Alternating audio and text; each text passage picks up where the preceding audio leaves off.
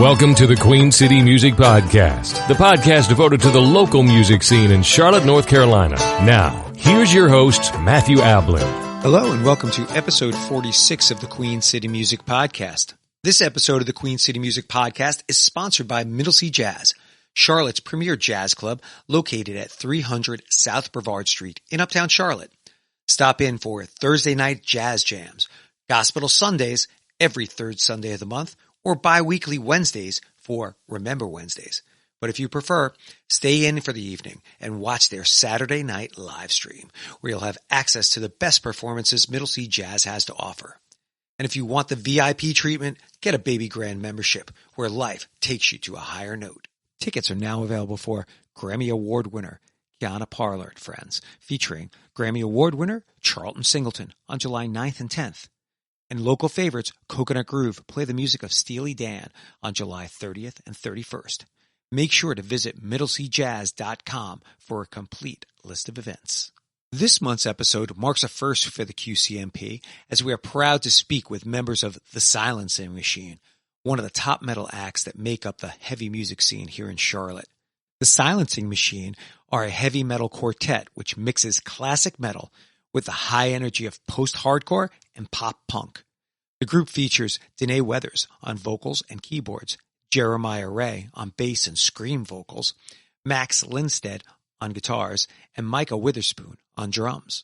Welcome, The Silencing Machine. It's great to have you guys on the Queen City Music Podcast. Danae, Jeremiah, and Max, thanks for spending a little bit of your Sunday with me. How are you today? We're doing good. How about you? Yeah, I'm okay. Doing great. All right, guys, let's find out. Are you originally from the Charlotte area? Danae? Yes, I am. I am too. Well, I was born in Boone, but I grew up here in Charlotte. And I have kind of a similar story. I was born in Corpus Christi, Texas, but I don't remember ever living there. The only place I remember living is here in Charlotte. So now you guys have been around for a few years, but I want to delve into a little bit of your musical background. Let's start with Jeremiah. What's your musical background, Jeremiah? I grew up listening to Pink Floyd, Led Zeppelin, Alice in Chains, Nine Inch Nails, things like that. And when I was a teenager, I started playing bass. I started cutting my teeth to those things as well. Mm-hmm. And so my musical taste and style is very non-traditional. I very much like exploring sound. But I also love jazz. But jazz inherently is exploratory as well. So, as a result, I've always been in kind of progressive leaning, leading edge types of bands. Whether it was industrial metal or death metal or progressive death metal or something in between.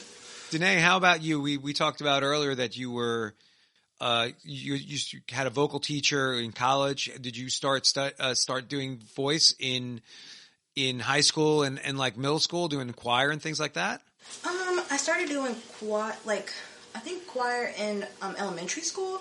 I started singing in church when I was younger, so I was doing choir at church around the elementary school time. And then after that, I started listening to because remember earlier, my cousin, he was listening to Flyleaf and Panic at the Disco and Kanye West and all those types of people. And so that's how that, and Green Day, and that got me started into the rock genre. And then after that, I found out, everybody went emo and went scene, and then we started listening to Ask Alexandria, Bring Me the Horizon, Scary Kids, Scaring Kids, My Chemical Romance, that type of stuff. And then after that, I dug a little deeper. At that time, I had a crush on this boy in my middle school, and he Slipknot. And I was like, what is Slipknot? He kept writing 666 everywhere, and I'm like, oh my god, what? So I checked it out, and I was like, oh my god. And I fell in love. I bought the CD and everything. I was like, Slipknot, yes. She sold her soul to the devil. Yeah. And then after that, I just went everywhere. So yeah. Interesting. All right, Max, how about you? How'd you get into music? On my dad's side of the family, I come from a musical family. All my dad's brothers were decent singers. My dad was the best singer out of all of them, but all my dad's brothers played instruments. Music has always been very important to my dad and to my mom as well, but my mom's not so much a musician. She couldn't carry a tune in a bucket, but my dad and my mom are also from kind of different-ish generations. My dad's about 8 years older than my mom. Right. So from my dad, I got a lot of big band jazz, Broadway show tunes, things like that. Mm-hmm. And then from my mom, I got the Beatles, the Doors, Jimi Hendrix, Jefferson Airplane. My mom was a Berkeley hippie, so until I was about 15, that was my musical universe, as well as choral music, because when I was 7, I started singing in the Charlotte Children's Choir, and I sang with them all the way until my voice changed, and they're like, yeah, we don't have boys' voices in this choir. So my start in music was actually through, in terms of performing music, was through choral music. And then when I was 15, I got interested in guitar. Okay. Started, learning to play guitar, learning, Jimi Hendrix songs, Stevie Ray Vaughan songs, stuff like that. And then a friend of mine at camp played White Zombie's first CD for me. And there was one song on that in particular that no one mentions, but it's the best song on that album, and it's called Soul Crusher. And it's got this just angular and melodic and amelodic at the same time, repeating riff at the beginning that just grabbed me, and I was like, okay, there's something going on here that I really like. Right. And from there, I dove deep into metal, and starting all the way at the beginnings with Black Sabbath, and my journey worked through all of the eras of metal, but at a obviously not as they happened, because I was not alive when metal started, but my journey through metal progressed through all the iterations of metal. And yeah, well, I mean, music, no matter what it is, it's got to start somewhere and then go through changes. And if you want to talk about metal, I mean, you could start with, Black Sabbath and go, okay, now people are latching on to different parts of what they do. Like, the mosh part. I mean, you look at Black Sabbath and there's always like a mosh part to the song where you just want to groove and the music starts going. And they don't have a lot of choruses. Like, it's one thing that just hit me a short time ago. If you really listen to Black Sabbath, there's a lot of tunes they don't have choruses in. Mm-hmm. Yeah. They just have different parts. So, but we're digressing. I could talk about Black Sabbath the whole day because I'm a huge fan. Are you guys? What's the attraction to you guys for metal? What is it about that particular genre that you guys are like, ooh, that's where I wanna jump in? For me, it was always the attitude. Welcome to the Jungle does this for me, but it's just when I first heard that song too, it's like, I don't know, it's just the attitude in it. It's just like you can feel like when it's that angry, like in the lyrics and stuff and how they sing, you can just feel that attitude. That's what it is for me. Jeremiah, how about for you? Is it the attitude? Not so much. It's kind of a layered answer for me. Part of it is the emotional content.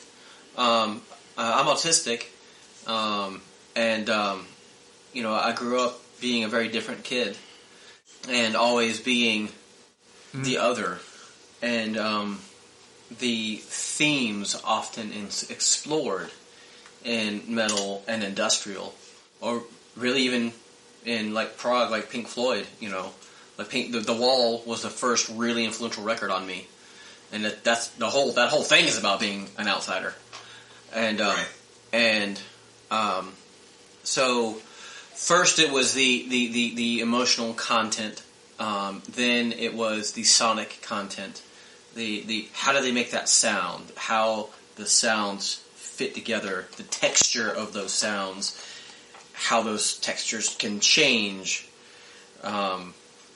And then the very raw, expressive nature of that kind of music. Because for me, being an artist is the only way I really interface with the world. That is the only way I can really fully speak and connect with another human. Yeah, it's sometimes you just feel like I think in music, I think depending on who you talk to, but a lot of the people I've talked to, you always feel like the outsider. And it doesn't even matter sometimes what genre you're in. You always feel like you're on the outside looking in, and music is your connection, to relate to everybody else. And a lot of people, they feel that way when they're playing music. That's how they connect with other people, because they're not like, they haven't been the popular kid at school all the time and been on the football team, and that was their popularity. It was like, oh, music is my connection with everybody. So at least I can say that for myself too. Always felt that way. Max, how about you? What's the attraction of metal? For me, this might get a little windy here, but especially with a lot of the genres of metal that I listen to like the most right now, metal is kind of, even though it was born out of, psychedelic music and the blues, it's kind of a progression of, in my mind at least, of classical music. Classical composers were not afraid to go out there and say, you know what? If I look at this entire song, this note is not supposed to work. I'm going to make it work. And it is going to be the best thing anyone has ever heard. And I feel like that sort of attitude and approach to music, that's the energy in metal that keeps me there. That's where my mind goes. So okay. So guys, let's jump ahead a little bit. We kind of been just talking about metal, getting into our roots. How did the Silencing Machine come together? Can you guys give me a brief history of how this all happened? Well, okay, so we can give you a history. I'm not sure how brief it'll be. So originally, this band existed when Max and I were 17. The name of the band comes from the first line of the last verse of Nine Inch Nails' Mr. Self-Destruct, I am the Silencing Machine. At the time, Max and I were doing industrial. He and I have been together for like 23 years. And we played one show, and it was the worst show ever. And we broke up afterwards. And it was so bad that Max did not speak to me for 3 weeks after that. It was longer than that. It may have been 3 months. It was a long time. It was so bad that the drunk guy left the front of the stage. That is how bad that was. That's pretty bad. So that band ended. And then, after he decided he didn't completely hate me, we didn't really work together again. We jammed some, but we didn't have a solid band. And then I moved away after high school and was in a band and so on. And he was in bands. And then after some years passed, many years, I moved back here. He and I had always been in contact and all that. And then I was like, "Hey Max, I'm back in town and I live here again, and I've got these really awesome bass stacks that need to be used. How about you bring your guitars over and we use them?" And he wasn't in a band at the time, and he was like, and I was going through a divorce. Yeah, he was like, "Yeah, okay." So he comes and then we jam, and it was really terrible for a while because we hadn't played with each other in 10 plus years. Yeah, lots of rust. And so we wrote some stuff, and then Max was like, he comes to me one day after jamming consistently for about 2 or 3 months. He was like, "Hey, let's bring back our old band name." I was like, okay. And so that was that. And then we had some rotating cast members that didn't really fit.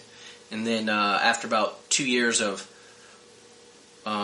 wandering through the wasteland of the internet looking for members, we found Danae, who's probably the best vocalist we could ever hope to find in this or any other reality. I think definitely was brought us more than what we had any right to expect. That's for sure.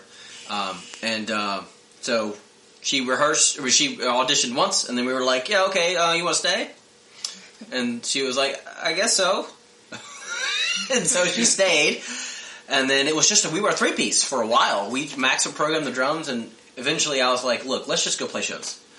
And so we would do backtracks and with our drums and all that, and then we just got a drummer in when did he come? June? Was it June?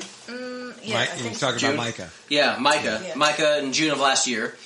And, in the middle of the plague, so of course, no shows, but the perfect time to break in a drummer and put him through his paces on a weekly basis, which is exactly what we did.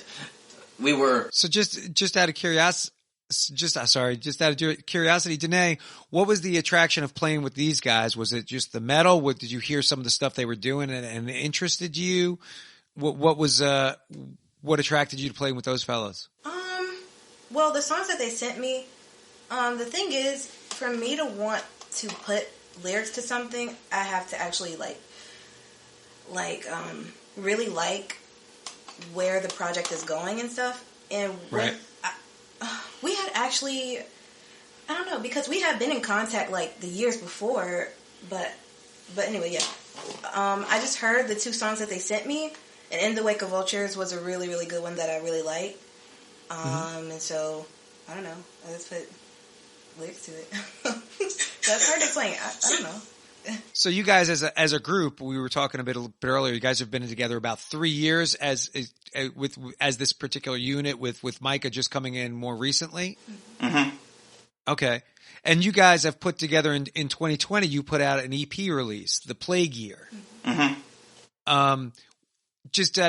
I gotta ask, was the title of the EP, was that influenced by the pandemic that's been happening? Partially. Or was that actually was it a simply a coincidence?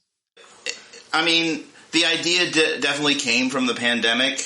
It also came from 2 of the songs on there were written during the 2 weeks that we were in shutdown and couldn't go anywhere. And if you leave me anywhere for any extended period of time with a guitar and the means to record, I am going to write songs. Well, there's that, but I did that artwork. This the cover art. Yeah, I actually like the drawing a lot. Actually, Jeremiah, it's Thank really you. cool. So that came to me, and I was like, guys, I have this great idea. Also, cover art. Let's do an EP. I mean, we're not playing any shows, so let's do something. And so That's what we did. And then shortly after we started writing it, the George Floyd thing happened. And so the Plague Year ended up being this sort of statement on anything that could be considered a plague, whether it's illness, racism, injustice, all of those things plague humanity and have for centuries. And so so we were like, well, if we're gonna do this, let's say something. Well, I want to get to some music because we've been doing a lot of talking, and I definitely want our listeners to hear The Silencing Machine. The first track we'll play is one of the tracks I really enjoyed from you guys. It's called Vicious, and that is off of the EP, the 2020 release, The Plague Year, correct? No. That's a standalone single. Oh. Yeah, that's a standalone single. That was the first thing we released. I don't think I sent you anything off of The Plague Year, but... Okay. So the two tracks that you've sent over are both just single releases? Yeah. Oh, okay. I'm sorry. I thought I had it correct. Yeah, no problem. It's okay. A lot of people think that. All right, well, let's throw it down. Let's take a listen to Vicious. And that is a solo release from The Silencing Machine.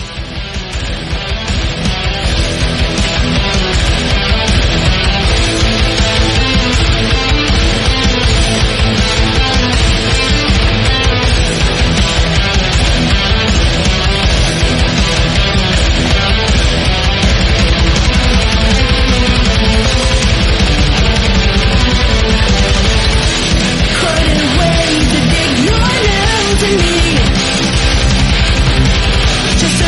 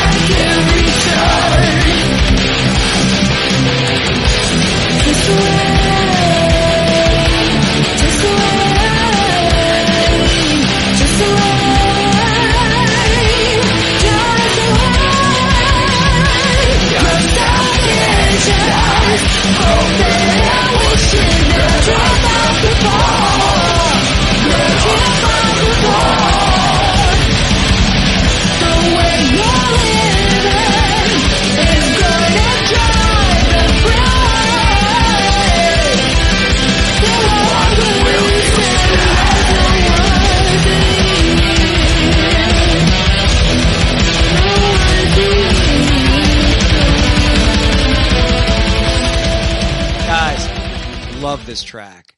So fill me in. When you guys record, are you recording in a home studio? Are you going to a studio? What are you doing with this with when you're making your music? We're recording right here in Jeremiah's basement. Okay. Home studio. Love it. Yeah. It's I've got an art studio down here. I'm an artist as a profession, a painter, an illustrator, and so I have this nice basement space, and but I have all this audio gear down here. I mean, I've got all kinds of racks and mixers and stuff, and we fool a lot of people. I've had some engineers like at places that to do platinum records even say, "Well, gee, it's not like it was recorded in a basement." Well, actually, sir, it was. Well, that is the beauty of home recording stuff now. I mean, you've got millions of dollars worth of equipment sitting in a computer now that, you used to have to go to a studio to have access to. But, for a relatively affordable amount, a lot of musicians can do a lot of recording at home. So, yeah. When we try to split the difference between digital and analog, I really like the sound of signal and circuitry. Max likes that, but he also likes convenience, but also we don't have $3,000 for a Pultec. So There's that. So we split the difference. So I've acquired a lot of gear for back end stuff. So we'll do a dry track. So that means the bass, for example, straight in, no amps, nothing. And then we reamp it through my amps and my pedals. And so I get all of that, and then I mic the cabinets, and then we capture it that way. We are very particular about how put together and how tight and how precise our tone is, down to the octave band, both live and in the studio. That's just a really big deal for us. You guys are very into reproducing that studio quality sound in your live production. Correct, without it being sterile. Yeah. So when we're talking about the song Vicious, what's the songwriting process for you guys? Is this it was a solo release, it wasn't on the EP.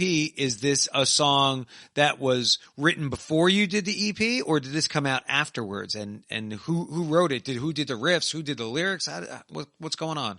It was written, it was definitely written before the EP. We had a different plan. Yeah. Originally. Yeah, we had a much different plan originally. It was written before the EP, and it was the first single that we ever dropped. Okay. And it was, while the songwriting dynamic has changed, at that time it was very much, I would bring in a song that was about 90% complete. And then Danae would write her vocal melodies and her lyrics, and Jeremiah would work on his bass parts, and then... But yeah, at that point, I came in with that song about 90% complete. So the thing is, I think when I joined, actually before I joined, they had Max had a particular way that he liked to write his songs, where it'd be sometimes it would be verse chorus, verse chorus, verse chorus. But I kind of got in his head a little bit, and so we kind of changed the way we write that a little bit. So it's verse chorus, and then chorus. So on that song, we kind of changed up his songwriting on that a little bit, and then after that, I put my lyrics on top. And I had a lot more attitude on that song, and I had a lot more things to say on that song. So that's how that came about. I wrote just the lyrics and the melody on that, but also changed up a little bit of his writing style on that song. Did you guys reorganize the song at all so that when Danae came up with lyrics, you say, oh, this would fit better here with this part? Or was it kind of here's the whole track and let's just fit the vocals over it? What I remember is basically the rearrangement we did is we cut the third verse. Yeah, and that's one of the only songs that there's no bass lead section. Most of our stuff has pretty heavy bass lead parts that come in and out. Right. Either where I'm dueling with the guitar or I have just straight up rip sections. But that's one of the only songs that doesn't have that, where I just ride the rhythm almost the entire time and do a little bit of melody work, but not a whole lot. Well, let's take a listen to one of the other tracks you guys sent over. It's called In the Wake of Vultures. This is also another solo track that you guys released, another single? Yes. That's one of my favorite songs to play, actually. I really like that song a lot. Well, let's take a listen to In the Wake of Vultures by The Silencing Machine. Don't close your eyes. Don't close your eyes. Don't close your eyes. Don't close your eyes.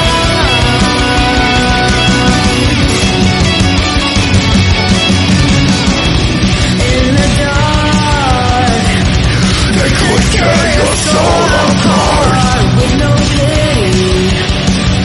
So if you run, you won't get far, and you can't hide. They can sense the fear in you, and they're not stopping.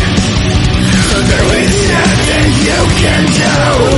You can run, but you can't.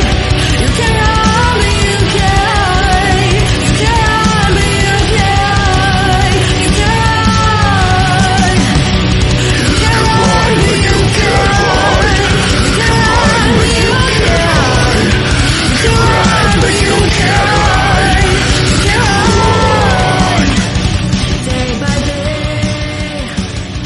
Guys, another fantastic track. Fill me in about this one. Is this another earlier release before the EP, or is this a later one afterwards? That's before the EP, but actually very close to the EP. We dropped that on Halloween last year. And the EP came out in January. December. December. Originally, the idea had been we were going to release 3 singles and then do an EP, and then do a full length that had 2 EP songs. Which is kind of a very traditional approach. But then the world stopped, and so that kind of changed the plan. So we had already been in production with In the Wake of Vultures anyway, and it's just a good song. So we were like, well, let's just drop it. Let's just put it out anyway. And so we put it out, and then we finished the EP, and then just put that out. That's why that kind of happened that way. But this particular song is a song that Max and I wrote together. He came in with a riff, and then he and I hashed that out. I think my favorite part of that song is the bridge. That all that noise is from one of my pedals, or a couple of my pedals stacked together, and doing what they do. Hey, guys, I'm really curious. This is something I've been talking about with some other groups as well, and actually it's become a staple in the podcast interviews. But music today is the Wild West. So we spoke about you guys releasing the EP, The Plague Year, and now we've actually just been talking about a bunch of singles that you released. So do you guys as a band, do you have a preference on what you release? Because I guess the trend today is not to release for non-major label groups, for independent artists like yourselves, to release EPs or singles. Are you guys thinking about a full-length album? Did you have a plan, like we want to release an EP, we want to release some singles, or are you just kind of doing it as it comes along? It's kind of a mixture of the two. One thing that we're all a bit old school on is we don't believe that the album format is dead.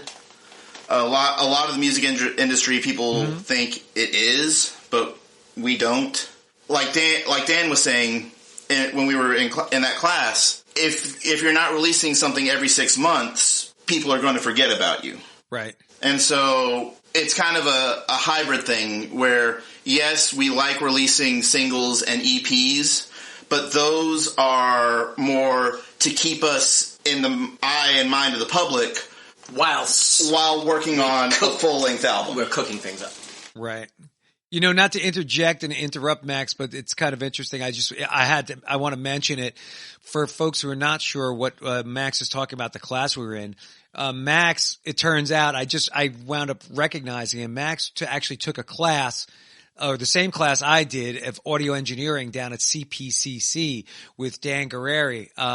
And Dan is actually featured on episode 4 of the Queen City Music Podcast. So if you are one of those folks interested in audio engineering, you might want to check out that podcast episode with Dan. But it's kind of funny to come back a couple of years after that and bump into somebody I took the class with and have them on the podcast. So. Good. Clearly the course worked. Yeah, I mean, we're all recording. We're all utilizing the skills. So, That's a great thing. So yeah, I mean, everybody's different. I mean, there's some bands, I just had on a group called the Pluto Gang, and they released a full length album. And then I know other folks like Reese, who's a rapper in town, and Reese just released an EP called Dope. So everybody's a little different on how their approach is, and especially with independent artists. I guess if you have a whole bunch of material that you can release at once, like the guys in Pluto Gang, great. Or if you have a collection of things, like I know Reese did, that she put together in almost in a certain way, she released it for her EP. So I think it's just up to you and your collection at that moment. Part of it is also the difference of the market. So in the metal market itself, the idea of a full length record is still very, very, very important. I mean, vinyl sales are the highest they've ever been, and they're the highest in metal and punk. They outsold, of all physical media, they outsold CDs last year by 42%. I actually didn't know that. I knew vinyl was making a comeback. I didn't know it was that strong. Yes. So it's a big deal in our community. So in order to be relevant in our community, we have to give it what it wants. Full-length records. So speaking of your community, this brings me to another question that I've kind of started getting into with bands. Social media is huge for musicians today. You've got Instagram, you've got Facebook, you've got, Emmanuel Winter, who was on the previous month. Emmanuel turned me on to Linktree. So there's a whole bunch of things that musicians need to utilize. How or what role is social media playing for you guys as a band? I think social media is important just for any business. And the thing is, you have to look at who your target market is and who it is you're trying to reach. So for us, we have a lot of people that are like over age of 20, and they hang out on Facebook. And there's also a couple people like 18 to 25 that is in our target market, and they hang out on Instagram. And the LGBTQ community is pretty strong in our fan base. Also. Oh, okay. I didn't know that. Yeah. Social media is the tool that I think it would be dumb not to use, because it puts you in the eye of so many people and it's so fast. And it has been very helpful because we've met so many people through like social media. Literally every one of our opportunities has come from that. Yeah. And so Danae, like I manage the band, Danae manages the social media, so we work together. Basically, what will happen is, she'll make a post, and then what I'm doing is I'm watching who's responding to that post. Who is that? Who's that guy? Or I'll come to her and say, hey, I need to get this person's attention.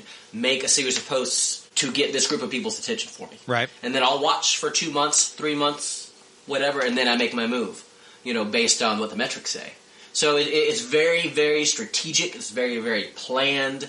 Nothing is done without a reason. We don't just throw it out there, Other times she'll come to me and say, hey, are you working on anything? I'll say, no, just put stuff up. Mm-hmm. And so she'll just put stuff up to keep people engaged until I come to her with, hey, I need this to happen. Do these kinds of things. And then she goes and she does it, and stuff happens. Right. We actually met somebody who did like a drawing of us, too. And we met him on social media. Fat Rolf. Yeah. Out in L.A. Well, we actually got Micah. We found Micah from Instagram. He was a fan, and I messaged him. I was like, hey. He was like, hey. I was like, hey, you like metal? He was like, yeah. I said, hey, you want to be in a band? He was like, yeah. I said, do you have your drums? He goes, yeah. I said, okay, come try out this week. There you go. You found a band member that way. What's your platform of choice? Do you guys use Instagram more than anything else? Do you use Facebook? What do you guys, split. Twitter? When you say?